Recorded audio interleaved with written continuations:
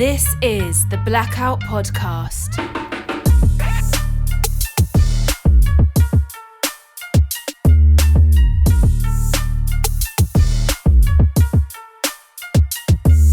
Hello and welcome to the Blackout Podcast, where I get to talk to amazing people that, do amazing things. And today I have Jay at Dr. J Permanent. That, what don't you do? Actually, let's start with that. What don't you do? Because I know you do tattoos and photography and art, and Giga is a great influence. But let's start with what you don't do. What I don't do? Yeah. Windows. And long walks on the beach. Oh my God. So, I've lots. Thanks for coming on the podcast. You bet. My pleasure. My pleasure. So, let's start with what brought you into photography. I was very young, and I very much enjoyed mechanisms. Small mechanisms, things that rotate upon other things that rotate. And I became fascinated with one of my father's cameras. I think it was 5. It was broken, so he let me have it as a toy. And as I aged through playing with this mechanism, I became fascinated with it and what could it do. And by the time I was 8, I was starting to take photos. Oh, and wow. then it just went from there. What things were you taking photos of initially? Nothing. Feet. What does an 8-year-old focus on? I don't know. It's the dog. A corner of a room. It's hard to say.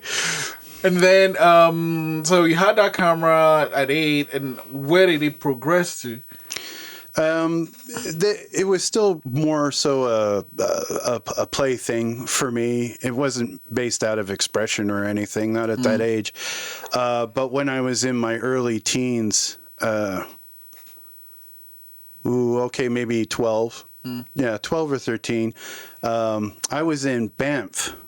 Nice. Banff National Park. Yep. And we were driving along the one of the major roads, and there were mountain goats all over the place, rams and stuff. And some of them were right on the side of the road. So as we were moving by in the car, be it slowly, but moving by, I had a proper camera at that time and a Shaw Pentax K1000.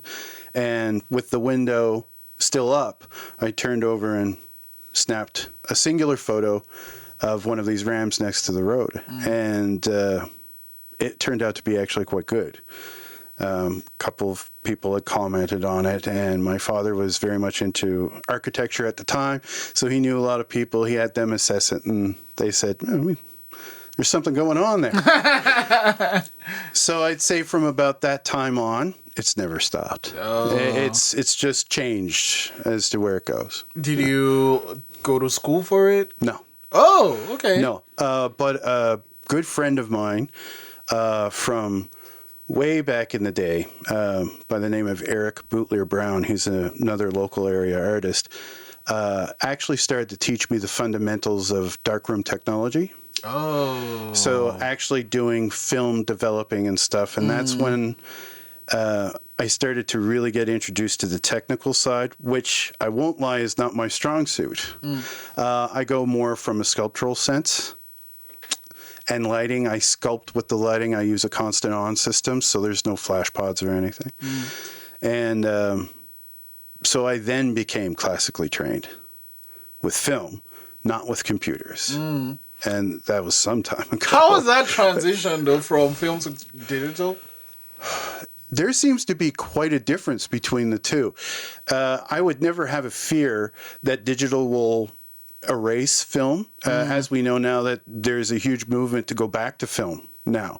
Unfortunately, here in Halifax, it's very hard to get access to that stuff without a fair amount of cash. And you have to send a lot of these things away half the time. So a lot of people are just setting up their own dark rooms, bathtub developing, so on and so forth, and trying to put it together themselves. It's tricky, but the transition has been more so, I'm finding people who are liking my work are liking it because of its look. how it makes them feel, as it is with most artists. But in this case, they've been so overburdened with such digital extras, filters, and all of these things really have a completely different look than classically trained photography. And you can almost always spot a photographer who started in film and moved to digital versus an artist who started in digital and is trying to make it work in film. They only go one way. I find they don't go the other. Yeah, because I mean, I've tried to shoot with film. It's so difficult. You have to get it right. It's not forgiving. Nope. Completely unforgiving. Yeah, you've got this much space to make something work for you. Yeah, so you better get it right. Yeah, or you just cost yourself a lot of money. But I guess you're right, because if you've trained your mind to know this is the space I have, and then you go from there to where you have pretty much whatever you want to do, it's easier to make it look even twice as good with that one. Yes. When I shoot predominantly in the studio, but I also enjoy shooting outdoors as well, a lot when I can, which isn't as easy as shooting in the studio. I have my own, so I don't have to worry about booking time. Yeah. Even though I shoot digital, I don't shoot film. I only work on it in the ways that I would work on it if I was in a dark room. I don't use filters. I don't use any of that stuff. There's a process called dodging and burning, where you can lighten or darken specific parts of an image. And I'll do that, and I'll desaturate something. Anything that you could do with a photographic enlarger, I will do. But the tricks and stuff, I won't. So that means when I'm in my camera and I have my subject and we're getting ready to go, I do as much as I possibly can through the camera versus having to do it in post. It was trained into me that you're about to blow. If you don't get this right, you're going to blow your time in the darkroom. You're going to blow your paper. You're going to blow your film. So get it right. So, but some of the models we work with, say they've shot with someone that has like a predominantly digital background, the setup time isn't that much, right? Yeah. But from what you say, your setup time is significantly larger than most. Do you have a situation where a model comes in and it's like, oh man, this person took 5 minutes and you're here setting this thing up for that long? Well, actually, because of how I work, the transition from film to digital was part of my saving grace. So my setup time is minuscule now because I use a constant on system, which means my lights are always on. And I use a sculptural process to move them into position to get the lighting right, which means very rarely is my lighting the same. It's very organic. As opposed to setting up a shot. So there's a lot of hurry up and wait. Hurry up and wait, and boom, there's an image, and then a reset. For me, a reset is actually adding or subtracting lights. But the movement of the light to get into the scene or the reprogramming of a stop is something that I actually do on the fly. So a number of people that I've worked with have reported that I just shoot a tremendous amount very quickly. So 2 to 6 hour shoot with me gets you a lot of images, not as much as some, but each image is closer to the mark than it would be if you were just relying on the digital world to save you. Gotcha. So now let's reverse back. You did the mountain goat painting, and then you said, oh, okay, there's something here. Start working on that. When did your paintings start becoming like Giga-esque? My paintings or my photography? Photography. Sorry, your photos start getting Giga-esque. When I learned what he was doing, when I got more in touch with Herr Giger more as an individual than just a Swiss surrealist, he was a truly interesting and fascinating man who had very real issues, very real problems, and where his work came from. So as I was younger, at the time, I didn't quite develop the way a lot of other people go, because it was predominantly dark upstairs, and my mother, God bless her, she fostered all of that. She was like, "Yeah, go for it. If that's where you're going to go, you just do that." So your mom, she's Canadian? Yes. Okay. Yes. French? No. Canadian? Oh, okay. All English from Ottawa. Oh, okay. Yeah, but very much a hippie from the day.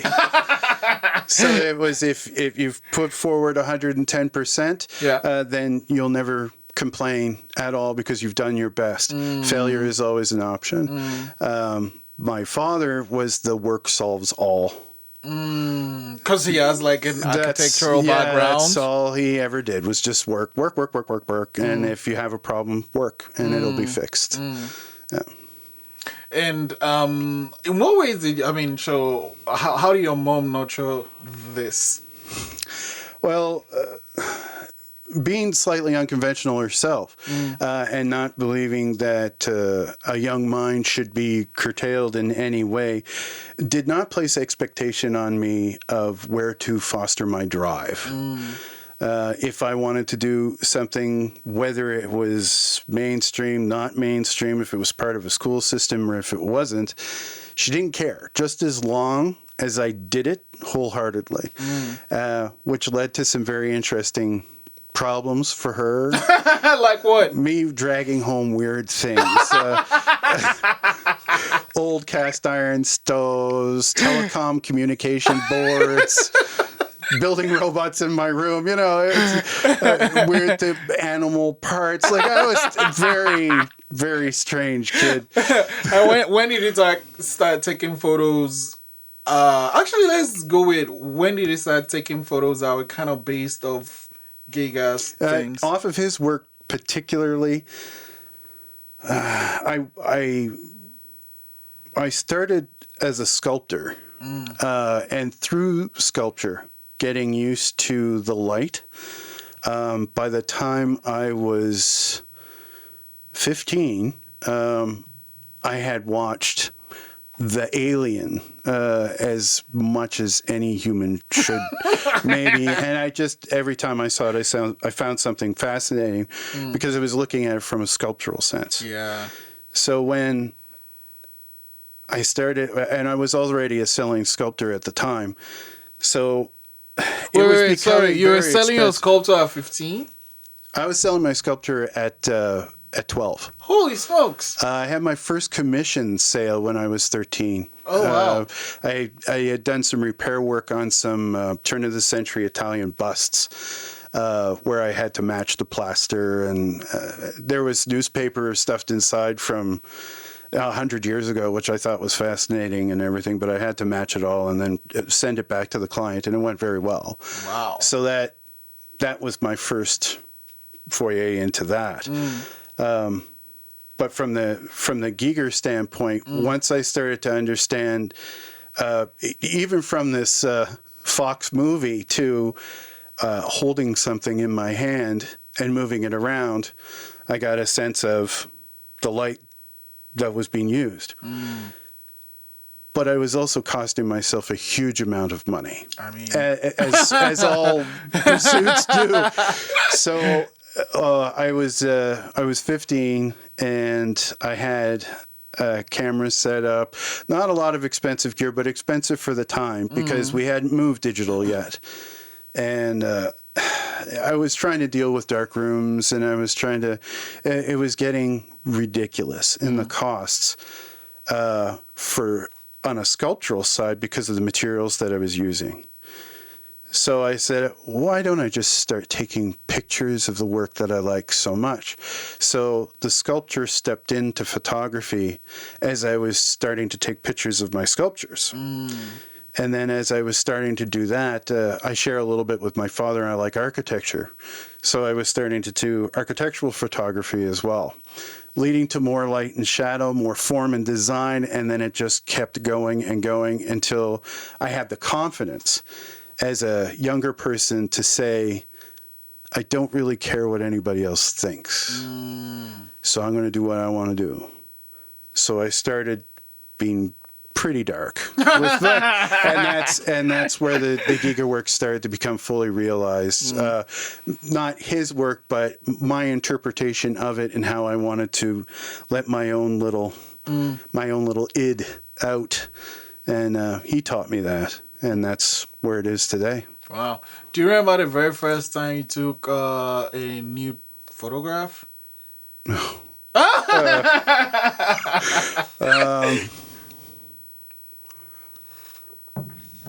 I'm embarrassed because you feel like you should remember your first time. Yeah.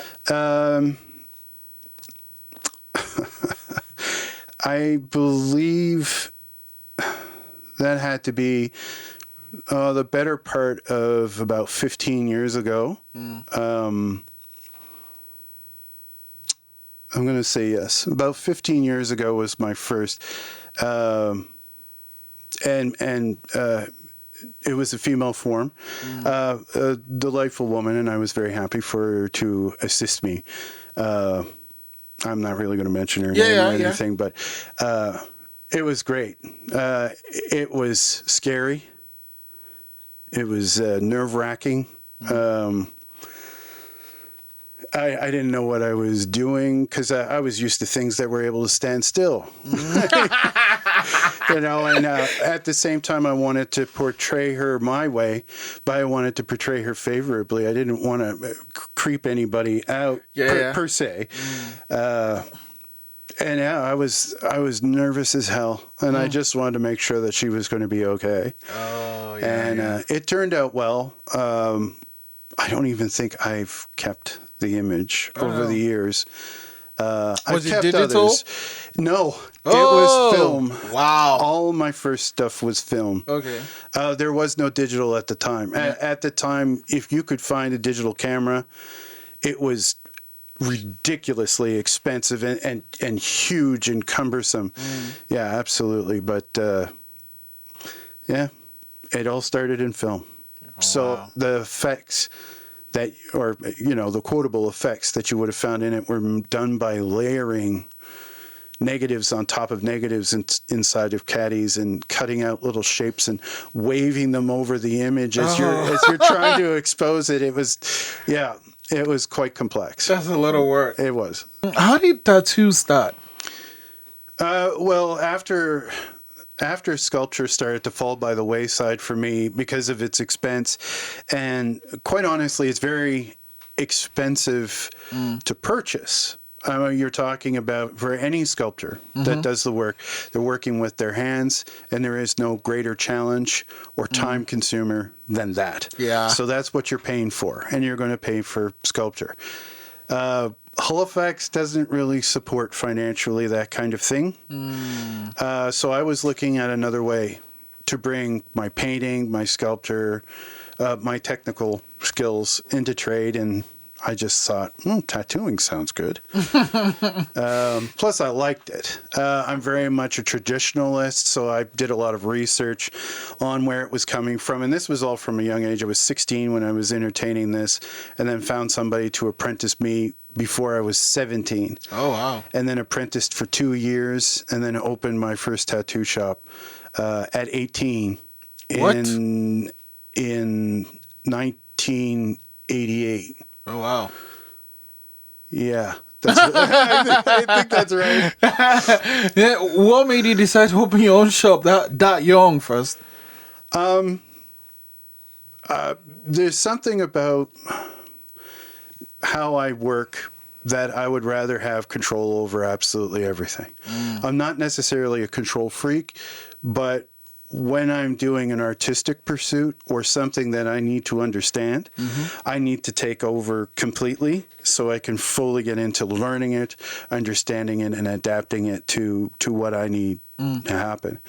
And I needed another source of income, and tattooing was a type of expression that I greatly admired at the time. But from more a traditional standpoint than what was modernly going on at the time, which was a lot of Tasmanian devils with hockey sticks and beer and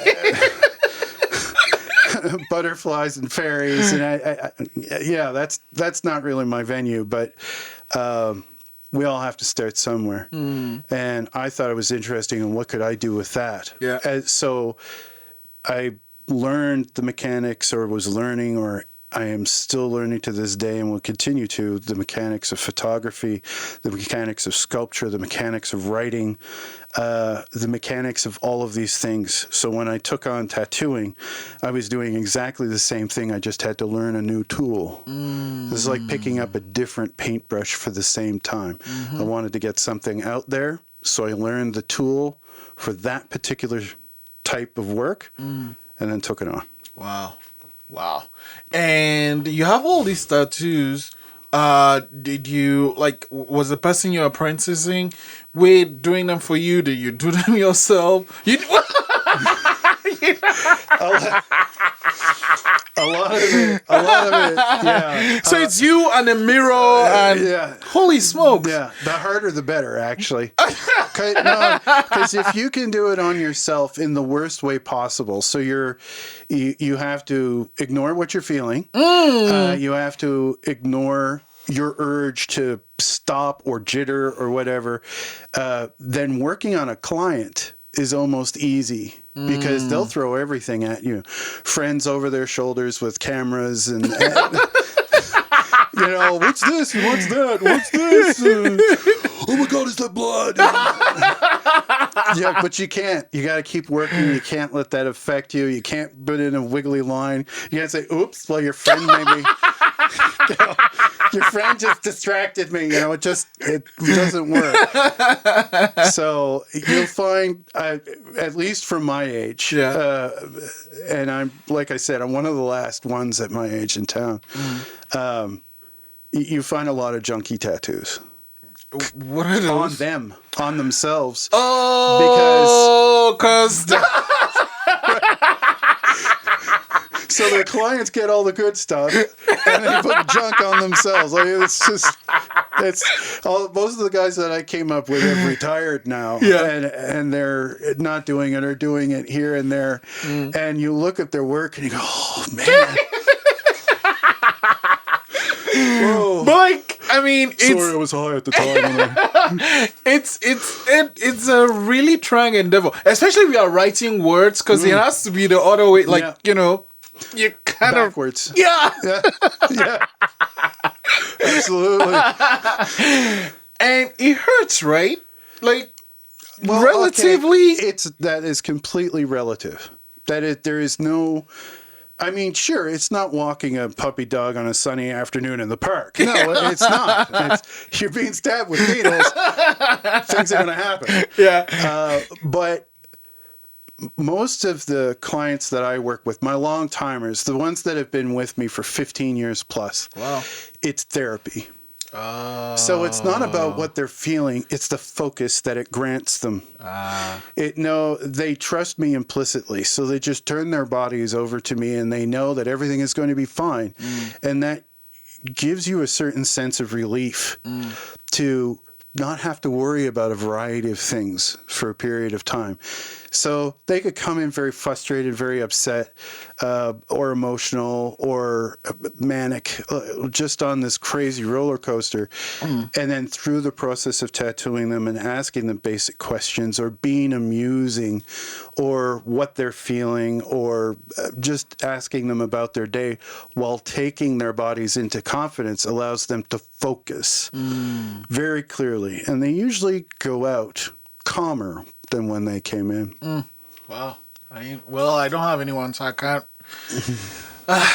Here's the thing, though. One of the things, how do you feel about someone putting their partner's name on their skin? I don't. That's a no. That's a hard, solid no. Why? And a lot of artists are taking this on now. Yeah. It's bad luck. It is completely bad luck, and we all believe in it. If you want to be divorced or you want to break up, you get your partner's name tattooed on you, and you guys will be through in no time. No, absolutely not. Plus, I mean, the only time where it's acceptable, and I have done this obviously, is one of the strongest wants or ports of call for tattooing is a memorial. Oh, yeah. All right. So if you've been married to the same person for 30, 40 years and then all of a sudden they're no longer with you, yeah, absolutely. I'll put their portrait on you if you want, because that is a love that will never die. It's stood the test of time. It's there, and now that person has moved on. Yeah, I'll do it. But if we're talking about, I want to get, his name's Bobby Joe, and I want to get it, I'm like, no, you want to go to Zeller's. You want to get one of those licking sticks, because I'll tell you, Bobby Joe ain't going to last a fortnight. Bobby's leaving the building. Yeah, I personally, I kind of feel that way too, because I think maybe like if it's your child's name, your child is always going to be your child, absolutely. Childs and parents, exactly. But like this person, you don't know, and then you have to now like cover. So if someone has a tattoo, right, and then they want to like cover it or change it, isn't it? It's more tasking on that part of the skin, absolutely, right? Yeah, it's harder. Not a lot of people do cover-ups. I mean, you can do a simple cover-up by just smearing black all over the place. And especially these days, the artistry has become so good out there. We have so many incredible talents. In this town, there are tons of fantastic artists to choose from. Some won't take on cover jobs to preserve their work. Completely understandable. Others will, to a certain degree. And it's about hubris, look at my work, it's better type thing, or anything like that, or just money, or yes, I want to do this for the client. And then there's another group of people that take it on as something that they want to do because they just can't stand to see somebody that unhappy with something that is with them for the rest of their lives. And that would be myself and a couple of others. There's so many shops here in town that you throw a rock, you'll hit one. It's like trying on a suit. Not everyone is for everybody. Shop around, ask some questions, but when it comes to cover jobs, it's a little bit more of a small, eclectic field. Oh, yeah. Okay. And is that because of how reading up on the history and the culture behind tattooing, is that what influenced the name of your tattoo shop, Permanent Ink? Well, I think Permanent Ink I can't say it was lofty at all. It was literally, hey, it's ink. And it's permanent. It's permanent. Look at that. There was nothing lofty behind it at all. Maybe I could say for myself now, as I have grown through the industry and through my own business and through the extraordinary people that I've met and that I've worked with and their stories and how, because once you're in that chair, there for hours and hours, everybody's the same. You could be this big Anglo beef tech kind of guy or this tiny little girl from school, and it all melts away. So after hearing all of that, maybe Permanent Ink to me over time just served as a reminder that what I am doing is changing others permanently. What I'm offering is permanent to them, and they want it to be. And not to be schmaltzy about it, but the honor of having somebody say, I want you permanently putting my thoughts on me because I trust you to do that is something that's always spurred me on in the industry. Even through its rough times and its good times, I think it's always been there in the background for me. So why do you think there are so many tattoo shops like you popular. Said? Oh, people always want tattoos. It's popular. I mean, the generation that I'm from, I've gone through 4 different iterations of tattooing. From only sailors and thugs, the rough guys, you got nothing but time on your hands in prison, so hey, do something horrible to me, through to not necessarily that cross-section of society, but one approaching a little bit more mainstream, the kids wanting the fun stuff, maybe some older people wanting to rework stuff. And then thirdly, it moved grossly into popularity after a movie believe it or not. It was a Tarantino film called Dusk Before Dawn. Oh, the vampire one. Dusk to Dawn, yeah. Where George Clooney appears in this movie with what looks like a little bit of tribal work on his neck. And you don't see any of it through the entire movie, and then by the end of the movie he's actually taken off his sleeved shirt, and it's this huge tribal piece that goes down his arm. At the exact same time that came out, Pamela Anderson did a kind of a schmaltzy flick, Barbed wire, and she had barbed wire tattooed around her arm. That's it. That did it for men and women across the board. Everybody started to get it. It all started, oh yeah, and tribal this and tribal, and I want an armband and an armband. And even though I hate that work now, it started there, right? So now women got that fostering to do that. And then the lower back tattoo was popular in the 80s as well, but it really started to pick up into the everyman. Started to take on tattoos, and that was the last huge reiteration of tattoo within the culture. And now we're seeing that done. Now it is a question of what you wanted to depict to the people around you in society. So it's estimated now that I believe it's like 12% of Canadians are tattooed, and almost 15% of Americans are tattooed. So we're talking about millions and millions of people. And that's just in our culture. Other cultures, it is their culture.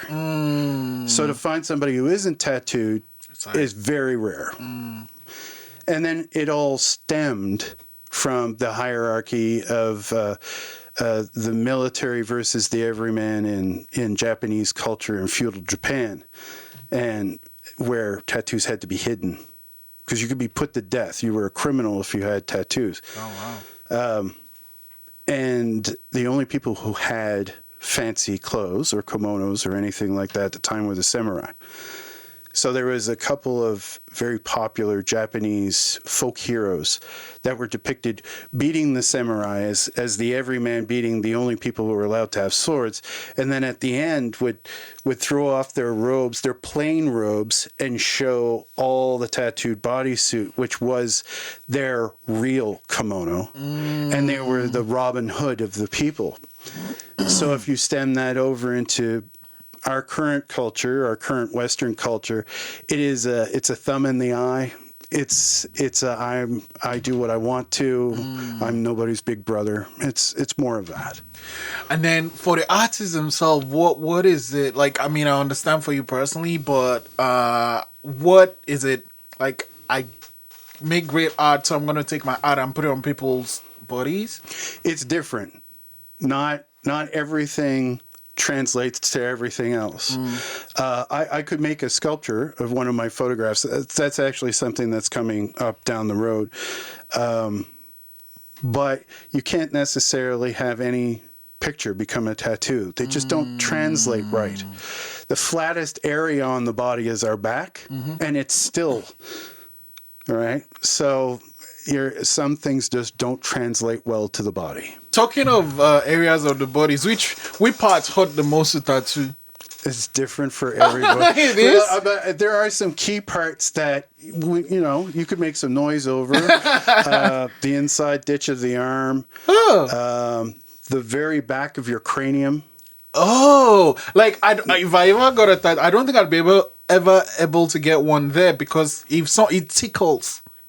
It's you feel it tickles, but imagine you're getting this in this familiar area that's you feel tickles, and then all of a sudden it is not tickling. That can be very strange for the mind to figure out. Backs of the knees, the crook of the leg, soles of the feet, palms of the hands. I mean, these spots generally carry unpleasant.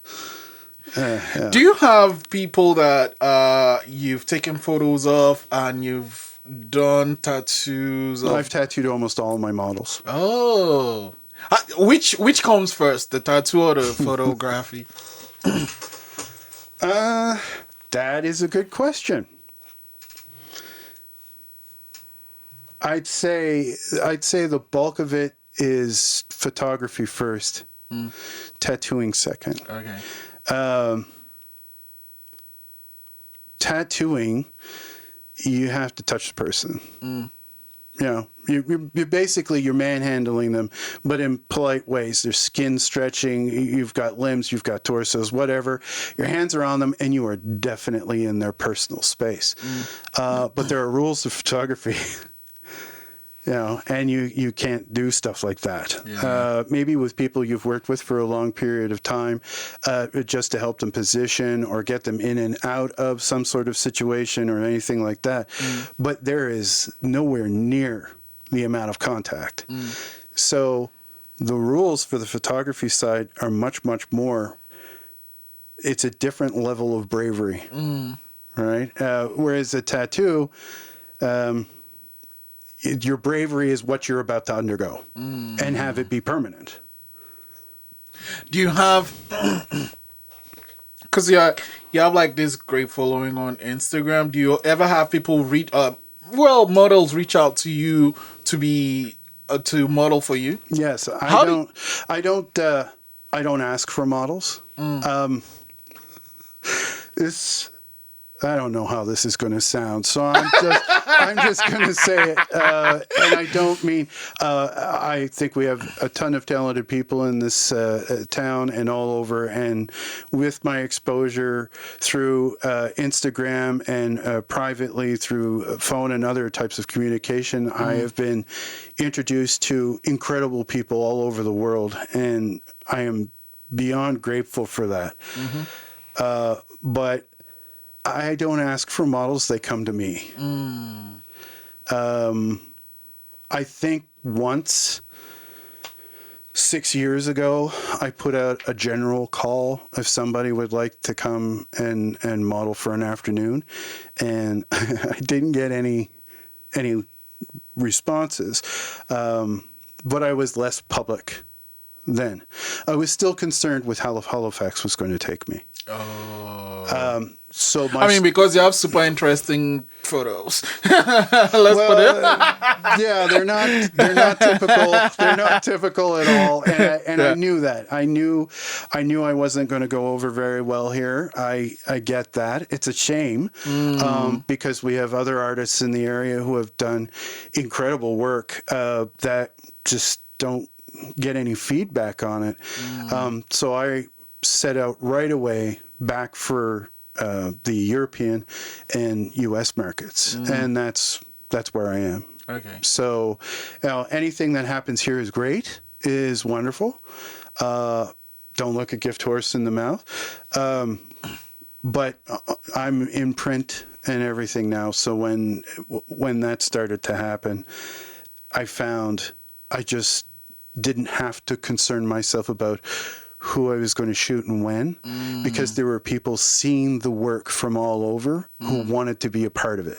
And that's why they come to me. So they ask me. It's not, I don't think I'm being selfish or stuck up by saying that.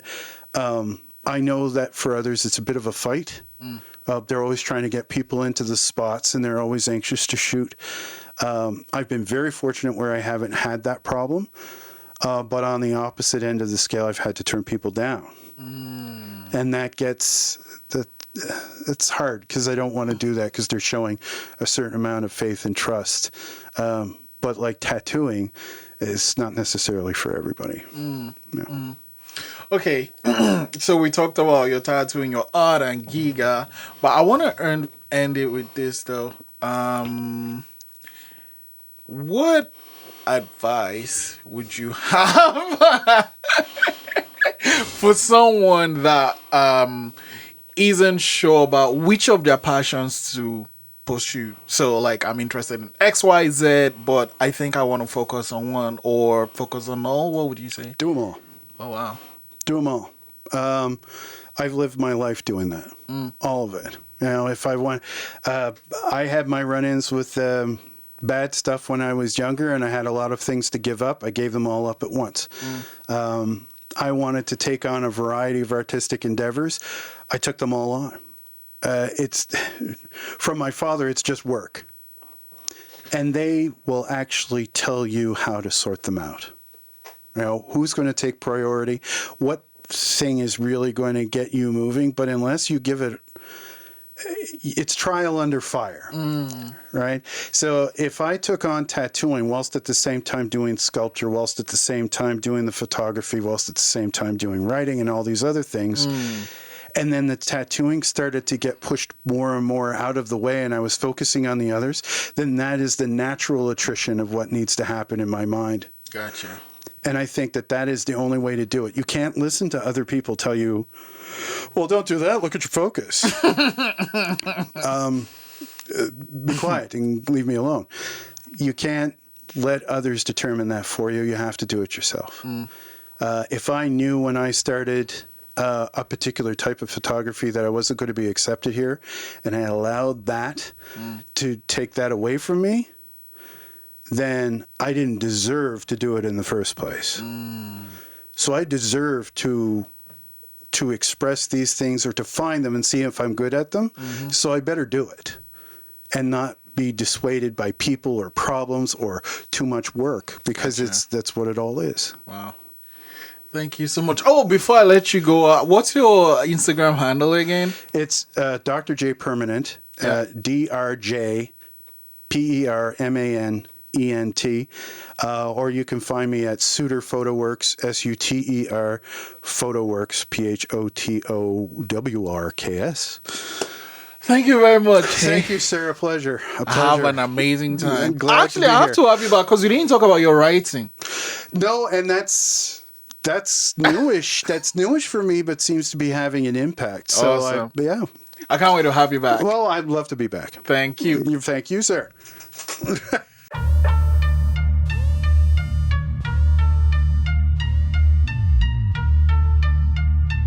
This is the Blackout Podcast.